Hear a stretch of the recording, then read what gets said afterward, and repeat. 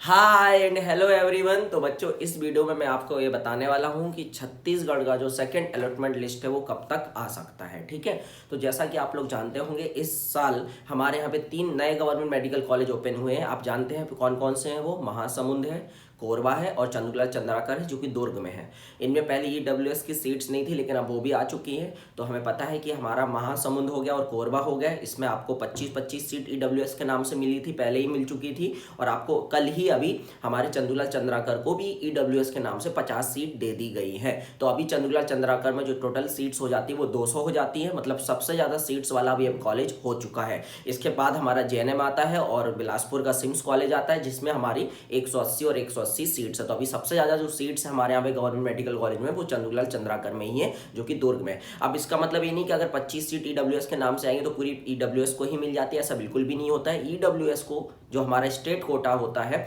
उसका 10% ही दिया जाता है। इसका मतलब ये हुआ कि महासमुंद और कोरबा में 10-10 सीट ईडब्ल्यूएस को मिलेंगी और चंदूलाल चंद्राकर से 50 सीट ईडब्ल्यूएस के नाम पे आई हैं, लेकिन ईडब्ल्यूएस को स्टेट कोटा का 10% ही मिलेगा। तो अब मेरे हिसाब से जो चंदूलाल चंद्राकर में स्टेट कोटा की सीट्स होंगी 164 होगी, वो ऐसे होंगी कि इसमें 30 सीट हमारी ऑल इंडिया कोटा की हो जाएंगी और 6 सीट जो है वो सेंट्रल नॉमिनी की हो जाएंगी।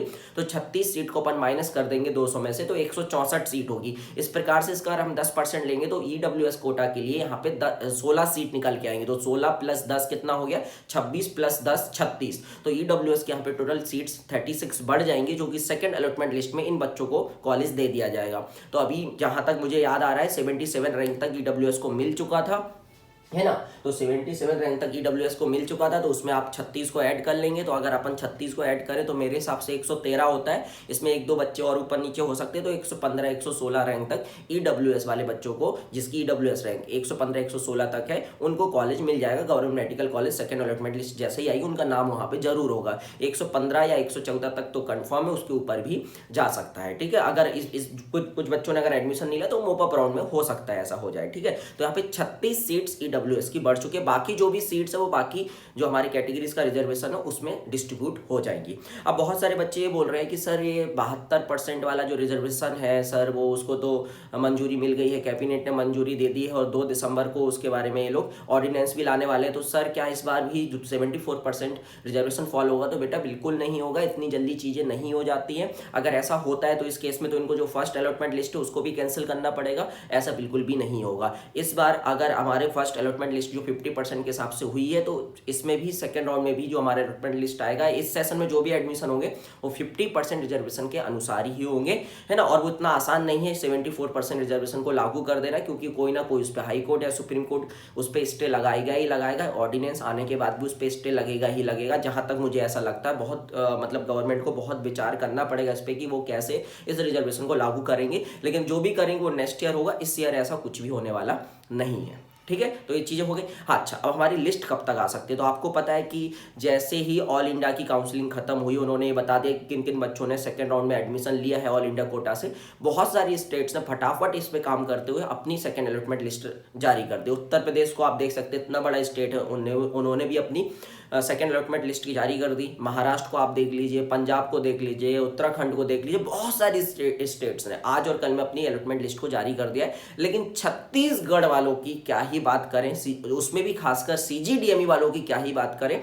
इन लोग को ये समझ में नहीं आता कि लिस्ट कैसे निकालना है, टाइपिंग मिस्टेक हो जाती है। अब पीजी की काउंसलिंग में देख लीजिए, एससी एनआरआई की सीटों को इन्होंने क्या किया है, एससी में गवर्नमेंट कोटा में डाल दिया है और फिर बाद में क्या बताते हैं कि टाइपिंग मिस्टेक हो गई। और टाइपिंग मिस्टेक होने के बाद उस लिस्ट को ये लोग कैंसिल कर देते हैं। वो तो अच्छा हुआ कि नहीं तो 102 या 105 सीट्स जो थी पीजी की वो खत्म हो जाती है इस बार। वो तो अच्छा हो गया कि 2 दिसंबर तक या 5 दिसंबर तक मेरे हिसाब से पीजी की डेट्स बढ़ चुकी हैं, तो इनको टाइम मिल गया। तो इन लोग का कहना ही क्या है? अब इनका कहना ये है कि ईडब्ल्यूएस की सीट्स आई हैं तो हमें उन पे भी अलॉटमेंट देना हो, इसलिए हमें टाइम ज़्यादा लगे। अरे भाई, आप मैनुअली थोड़ी ना अलॉट करते हो सीट्स को, सॉफ्टवेयर करता है आपका ना। और सॉफ्टवेयर को कितना ही टाइम लगता है, बाकी स्टेट्स भी तो कर रहे हैं ना। बाकी स्टेट्स में भी तो नए गवर्नमेंट मेडिकल कॉलेज खुल रहे हैं ना, वहाँ पे भी तो ईडब्ल्यूएस की सीट्स आ रही है। बाकी स्टेट्स तो कर रहे हैं और वहाँ पे तो कॉलेज भी बहुत ज़्यादा। यूपी की अगर बात करें तो कितने सारे कॉलेज हैं, government medical college, private college.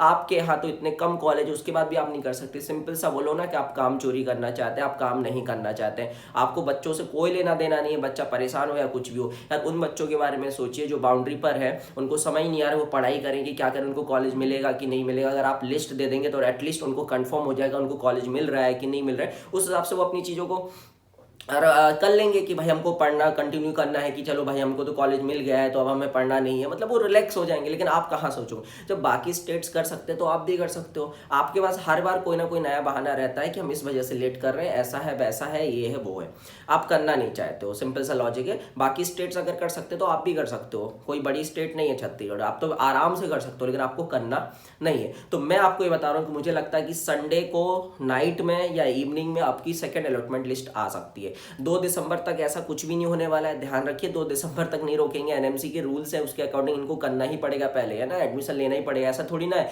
इनका रिजर्वेशन का पैंच फंसा रहेगा तो जनवरी या फरवरी तक थोड़ी ना एडमिशन चलते रहेंगे, ऐसा बिल्कुल भी नहीं होने वाला है। एमसीसी ने इनको एक डेट दे दी कि आपको यहाँ तक करवाना है, मतलब इनको करवाना ही पड़ेगा, ऐसा ही अपने हिसाब से कुछ भी नहीं कर सकते, ठीक है। तो इस बार वो 74-72% जो भी है, 84% वो इस बार तो बिल्कुल भी फॉलो नहीं होगा। अब जो भी होगा नेक्स्ट ईयर होगा। इस बार 50% से हुए, अगर फर्स्ट अलॉटमेंट लिस्ट हमारी 50% रिजर्वेशन के अकॉर्डिंग आई है तो सेकंड अलॉटमेंट लिस्ट भी उसके अकॉर्डिंग ही आएगी। तो जैसा कि मैंने आपको बताया कि संडे तक हमारी लिस्ट आ सकती है और उसके बाद 3 या 4 दिन आपको एडमिशन लेने के लिए दिए जाएंगे। और आपको पता है अगर आपका कॉलेज अपग्रेड होता है तो आपको पुराने कॉलेज से अपने डॉक्यूमेंट लेने होंगे, नए कॉलेज में जाके आपको एडमिशन लेना होगा, फिर से फीस देनी होगी। जो पुराने कॉलेज वाली फीस है वो आपको रिफंड मिल जाएगी 10% प्रोसेसिंग फीस के नाम पे कट के, और उसके बाद आपको फिर से बॉन्ड फिर से सब कुछ बनवाना होगा। जो भी आपने प्रोसीजर, आपका कॉलेज अपग्रेड होता है तो आपने जो भी प्रोसीजर अभी किया था फर्स्ट राउंड में एडमिशन लेने के लिए वो सेम टू सेम आपको नए कॉलेज में जाके करना पड़ेगा। और अगर आपका अपग्रेड नहीं होता है तो आपको बिल्कुल टेंशन लेने की जरूरत नहीं है, जो आपको कॉलेज मिला था वो आपका ही कॉलेज है, ठीक है। ये सब बातें आपको बतानी थी। और आप मोपअप राउंड में कब पार्टिसिपेट कर सकते हो, जब आपको सेकंड राउंड में कोई कॉलेज नहीं मिलेगा। अगर आपको सेकंड राउंड में कॉलेज मिल जाता है, गवर्नमेंट मेडिकल कॉलेज या प्राइवेट कॉलेज मिल जाता है, और आप अगर वहाँ पे जाके एडमिशन नहीं लेते हैं तो आप अलॉटमेंट मोपअप राउंड के लिए एलिजिबल बिल्कुल भी नहीं होंगे। और एक चीज़ और मैं आपको बताना चाहूँगा कि ये लोग रूल्स एंड रेगुलेशंस बनाते ही क्यों है, जब इनके रूल्स एंड रेगुलेशंस कोई नहीं फॉलो करता उसके बाद भी उनको हाई कोर्ट से मिल जाता है ऑर्डर कि आपको ऐसा करना होगा, आपको करना ही पड़ता है। जैसा कि मैंने आपको बताया 6 बच्चे थे जिन्होंने रिसेट का लिए किया था लेकिन फॉर्म फिल नहीं किया था, जिसके कारण उन्होंने काउंसलिंग से बाहर कर दिया था। अब वो लोग कोर्ट गए, कोर्ट में यही कहा गया कि भैया हम नहीं कर पाए, तो सीजीडीएमई ने कहा ठीक है हम आपको ले लेते हैं। मतलब ऐसा मत करो, आपके रूल्स एंड रेगुलेशन से तो आप बच्चों को फॉलो करने होंगे। इस हिसाब से तो आज मैं जाके कोर्ट में केस कर दूंगा कि मैं रजिस्ट्रेशन नहीं करा पाया तकनीकी कमी की वजह से, तो आप मुझे अभी मुझे काउंसलिंग में पार्टिसिपेट करने का मौका दें, तो ऐसा नहीं देना है ना। आपको भी चीज़ समझना पड़ेगा, रूल्स होते हैं। आप हाई कोर्ट में कौन सा वकील है कौन सा क्या है आप लोग कुछ नहीं कर पाते हो, मतलब आप इतना भी आर्ग्यू नहीं कर सकते कि हमने एक डेट दी हुई। यूपी में ऐसा क्यों नहीं होता, एक बार डेट निकल जाती तो यूपी के बच्चे क्यों नहीं जाते वहाँ पे हाई कोर्ट, क्योंकि वो सीधा सीधा बोल देते हैं कि हमने ये डेट दी थी आप नहीं आए, ये आपकी गलती है। लेकिन आपके यहाँ तो कुछ भी चलता है, आपके रूल्स एंड रेगुलेशन कोई फॉलो करे या ना करे, आपको हर चीज़ हाई कोर्ट के माध्यम से ही समझ में आती है। तो फिर आप ऐसे रूल्स एंड रेगुलेशन बनाइए मत जहाँ पे आपको हाई कोर्ट की सुनना पड़े। तो आप सेकंड राउंड में भी फिर फ्रेश रजिस्ट्रेशन करा दीजिए। वो 2018 जो आपने पीएमटी के लिए बना के रखा हुआ था, सीजीपीएमटी के लिए, आज तक आप वही चला रहे हैं। कम से कम यार उनको अपडेट तो कर लो, और अगर उनको अपडेट नहीं करना तो उनकी बात मान लो। आपके रूल्स में लिखा हुआ है कि अगर कॉलेज अपग्रेड होता है तो आपको डॉक्यूमेंट